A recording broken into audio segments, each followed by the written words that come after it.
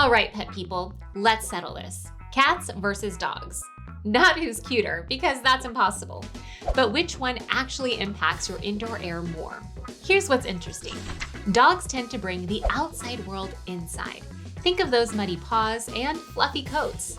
They're like little pollen and dust delivery systems.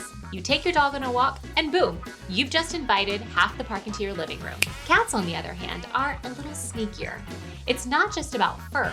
Cats produce a protein in their saliva. When they lick themselves, that protein sticks to their fur and skin. And when they shed, even just a little, it gets into the air.